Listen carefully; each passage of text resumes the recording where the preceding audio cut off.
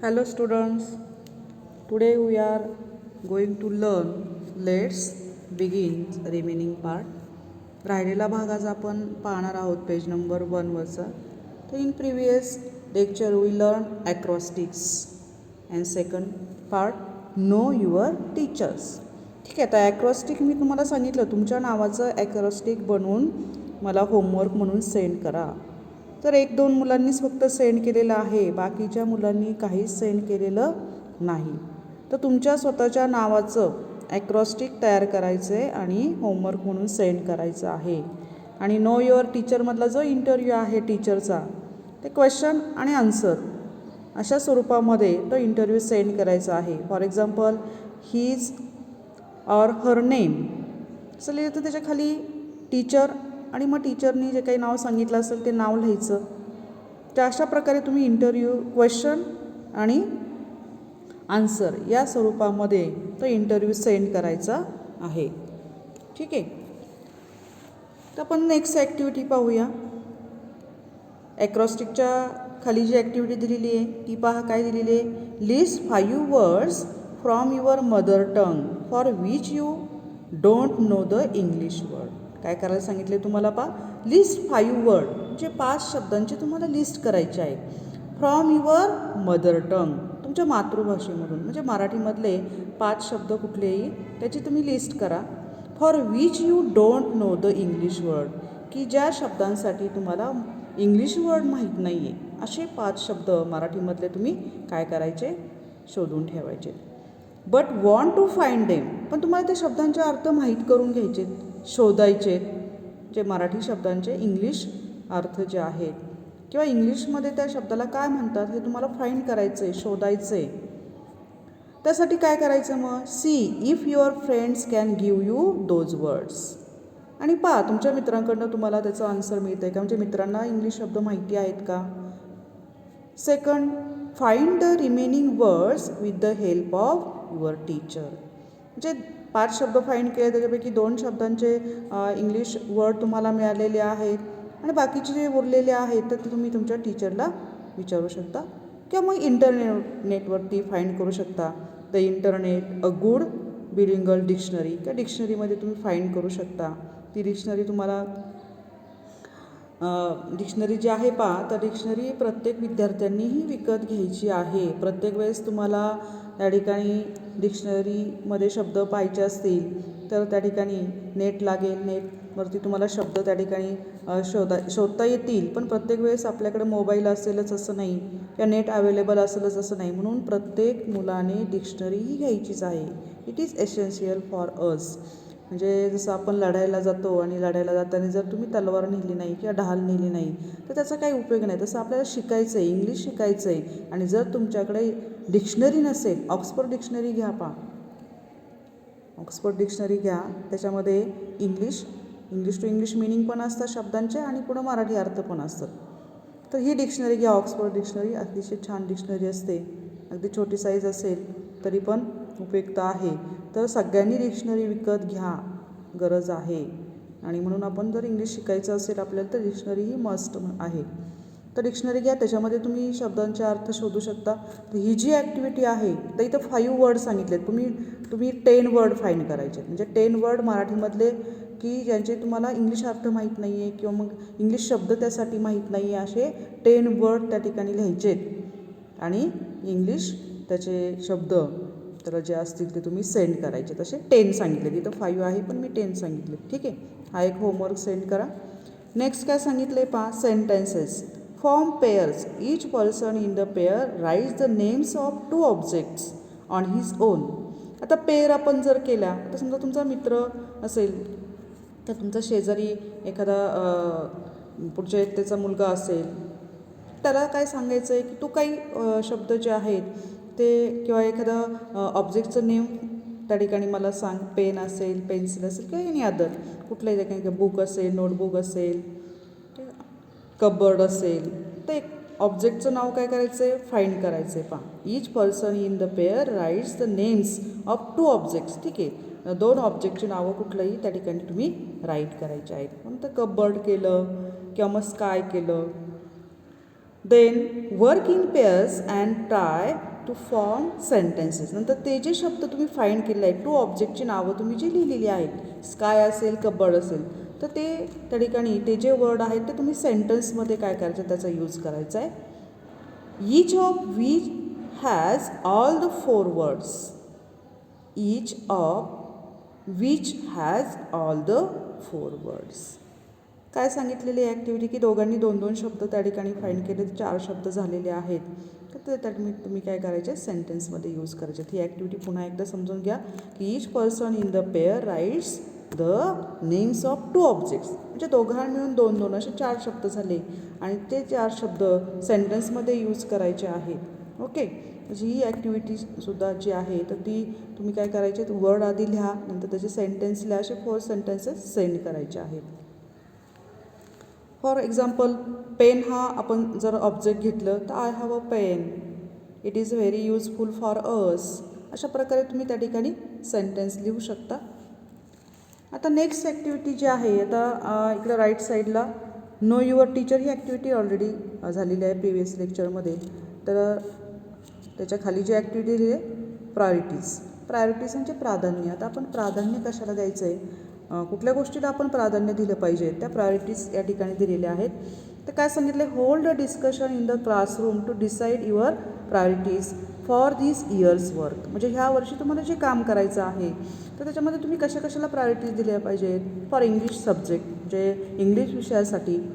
Together with your classmates and teacher number the following in order of priorities. You may add more features to this list. खाली features दिलेले आहेत, काही तुम्हाला गोष्टी सांगितलेल्या आहेत, त्याच्यामध्ये तुम्ही अजून ॲड करू शकता फीचर्स. ते आता फर्स्ट काय दिलं आहे पहा, pronunciation. Second speaking, listening to English programs on radio and T V. आता प्रोनाऊन्सिएशनमध्ये काय दिलेलं आहे की तुम्ही एखादा वर्ड जेव्हा तुम्ही वाचता, काहींना शब्द जर मोठे शब्द असतील तर ते वाचता येत नाही, त्याचं प्रोनाऊन्सिएशन जे आहे ते काय आहे ते तुम्ही बघायला पाहिजे. त्याच्यासाठी तुम्ही इंग्लिश न्यूज ज्या आहेत त्या ऐकल्या पाहिजेत, लिसन केल्या पाहिजेत. त्यानंतर सेकंड थिंग दिली आहे speaking. Try to speak in इंग्लिशमध्ये बोलण्याचा प्रयत्न करा. आता हे एकमेकावरती डिपेंड आहे पहा. तर if you want to learn any language, तुम्हाला जर कुठलीही एखादी लँग्वेज जर शिकायची असेल तर फर्स्ट स्किल आहे लिसनिंग. ते थर्डला इथं दिलं आहे. म्हणजे तुमची फर्स्ट प्रायोरिटी असेल, जी थर्ड थिंग दिली तिथं 1 नंबर लिहायचं पहा. Listening to English programs on radio and T V. अतिशय महत्त्वाचं स्किल आहे लिसनिंग.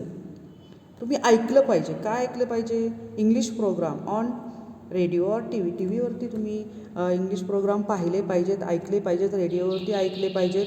आता लिसनिंग स्किल का महत्त्वाचं आहे की तुम्हाला जर इंग्लिश शिकायचं असेल, पहा एखादं लहान मुलं असेल तर आपण लहान मुलाला काही अ ब क किंवा ABCD शिकवत नाही किंवा अ ब क ड शिकवत नाही, तर ते पण बोलायला लागतं, बोबडं बोलतं पहा सुरुवातीला. तर ते कसं काय बोलतं, मग ते ऐकून बोलतं का. आपण त्याला अ ब क क ख शिकवतो का, क ला काना का असं शिकवतं का, नाही. तर ते ऐकत असतं, ऐकून ते शिकतं बोलायला मराठी. उदाहरणार्थ हे जे मूल असेल मेमोरियन घरामध्ये असेल तर ते हिंदी शिकतं बोलायला पहिल्यांदा, किंवा मग मराठी असेल तर मराठी शिकतं. आता आपण जर लहान बाळ जे आहे त्या लहान बाळाचा जन्म जर आपल्या इकडं झाला आणि आपण जर त्याला लहान असताना जर फॉरेनमध्ये त्या ठिकाणी नेऊन ठेवलं किंवा कुणाकडे सांभाळायला दिलं तर तिथं त्या ठिकाणी हे जे लहान बाळ आहे ते इंग्लिश भाषा किंवा इंग्लिश लँग्वेज ही बोलायला शिकतं पहा फ्लुएंटली अगदी. एखादी नर्स असती, अडाणी असती, म्हणजे तिला अगदी लिहिता वाचतासुद्धा येत नाही आणि ती जर एखाद्या चांगल्या मोठ्या जर दवाखान्यामध्ये कामाला असेल, हॉस्पिटलमध्ये असेल आणि तिथे सगळं फ्लुएंटली सगळे जर इंग्लिश टॉकिंग करत असेल, ती नर्ससुद्धा इंग्लिश तिला बोलता येतं, इंग्लिश शब्द कळतात की पुढचा माणूस काय बोलतो आणि तीसुद्धा बोलायला लागते. म्हणजे जरी लिहिता नाही आलं, वाचता नाही आलं तरी पण तिला ती लँग्वेज बोलता येते आणि समजते सुद्धा, का तर ती रोज ती ऐकत असते. म्हणून listening skill it is very important when you want to learn any language. कुठलीही लँग्वेज जर तुम्हाला शिकायची असेल तर लिसनिंग स्किल हे फार महत्त्वाचं आहे. म्हणून तुम्ही कुठलाही इंग्लिश प्रोग्राम त्या ठिकाणी ऐका. नेक्स्ट आहे searching something in English every day. रोज काहीतरी तुम्ही सर्च केलं पाहिजे. तुम्ही काय करा, रोज एक डिक्शनरीमध्ये किंवा मग तुमच्याकडं जर नेट असेल तर नेटवरती तुम्ही शब्द फाईंड करा. 5 शब्द जे आहेत रोज म्हणजे असं आपण ठरवायचं की 5 शब्द घ्यायचे, त्याचं मराठी मिनिंग आपल्याला समजलं पाहिजे, इंग्लिश टू इंग्लिश मिनिंग आपल्याला समजलं पाहिजे. ते शब्द लिहिल्यानंतर ते शब्दांचा यूज तुम्ही सेंटेन्समध्ये करा. म्हणजे अशा प्रकारे तुम्ही इंग्लिशचं रोज काहीतरी केलं पाहिजे. 5 शब्द शोधा ही ॲक्टिव्हिटी तुम्ही सुरू करा. नंतर लर्निंग रूल्स ऑफ ग्रामर. ग्रामरचे रूल्स जे आहेत ते तुम्ही लर्न केले पाहिजेत. म्हणजे बुक्स असतील ग्रामरची त्याच्यामध्ये लर्न करा, किंवा आपण तर ग्रामर घेणारच आहोत तेव्हा तुम्ही ते जे रूल्स आहेत, टेन्सचे रूल्स असतील ते तुम्ही लर्न केले पाहिजे. ॲड अ क्वेश्चन टॅग पहा, मी तुम्हाला व्हिडिओ पाठवला होता, ओके नाही. बऱ्याच मुलांनी 1-2 मुलांनी मला विचारलं की काय हे रूल्स लिहून ठेवायचे का? हो, ते लर्न करा आणि ते राईट करा आणि वहीमध्ये तुमच्या वर्गपाठाच्या वहीमध्ये ते लिहून ठेवा. तर learning rules of grammar it is very useful. आणि जे रूल्स तुम्ही या ठिकाणी लर्न केले तर तुम्हाला ग्रामर हे अगदी सोपं जातं. कुठलाही टॉपिक असू द्या तर ॲड अ क्वेश्चन टॅगचे रूल्स सगळ्यांनी काय करायचे, लर्न करायचे, ते लिहायचे, राईट करायचे आणि पाठवायचे ग्रुपवरती. नेक्स्ट आहे लर्निंग रूल्स ऑफ आहेत. कुठं कॉमा द्यायचा आहे, कुठं क्वेश्चन मार्क असेल, त्यानंतर एक्सक्लेमेटिव्ह मार्क्स असेल, हे सगळं तुम्हाला माहीत आहे. Next learning to correct your own work. आणि तुमचं वर्क केलेलं जे तुम्ही करेक्ट आहे का नाही ते सुद्धा फार महत्त्वाचं आहे. चेक करून पाहिलं पाहिजे. एखादा शब्द लिहिला तो शब्दाचा अर्थ बरोबर आहे का, चुकलेला आहे का, ते टीचरकडनं तुम्ही त्या ठिकाणी चेक करून घ्या किंवा विचारा. आणि म्हणजे तुम्ही जे काही काम केलेलं आहे ते करेक्ट आहे का हे सुद्धा करायला तुम्ही शिकलं पाहिजे. आता नुसतंच लिहिताय, बरोबर लिहिलं आहे का चूक लिहिलं आहे हे काही माहीत नाही. Next activity writing independently. हे तर फार महत्त्वाचं आहे. रायटिंग स्किल हे तुमचं डेव्हलप झालं पाहिजे.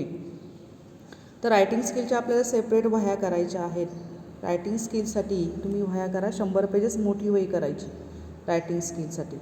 आणि त्याच्यामध्ये एक टॉपिक घ्यायचा कुठला तरी रोज आणि त्याच्यावरती ते लिहायला सुरुवात करायची. कुठलाही टॉपिक असू द्या, एखादं लेटर असू द्या किंवा एखादी स्टोरी असू द्या. स्टोरीचं टायटल एंड तुम्हाला दिलेलं असं स्टोरी कंप्लीट करायला येते. तर अशा प्रकारे कुठला एक टॉपिक घ्या आणि लिहा.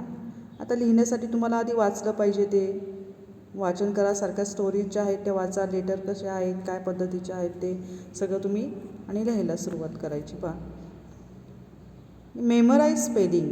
तर स्पेलिंग मेमराईज करणं आत्ताच्या मुलांना ही फार अवघड गोष्ट वाटते की स्पेलिंग हे पाठ केले पाहिजेत. आता पाठ करण्यापेक्षा ते सारखं लिहून हाताखालून गेले की तुमचे पाठ होऊन जातात. त्याचा अर्थसुद्धा माहीत पाहिजे. म्हणजे डिक्शनरी आत्ता मी तुम्हाला सांगितलं की डिक्शनरी घ्या. डिक्शनरीमधून शब्द जे आहेत ते शब्द त्या ठिकाणी तुम्ही रोज 5 शब्द ते शोधायचे, लिहायचे, अर्थ ते मेमराईज करायचे.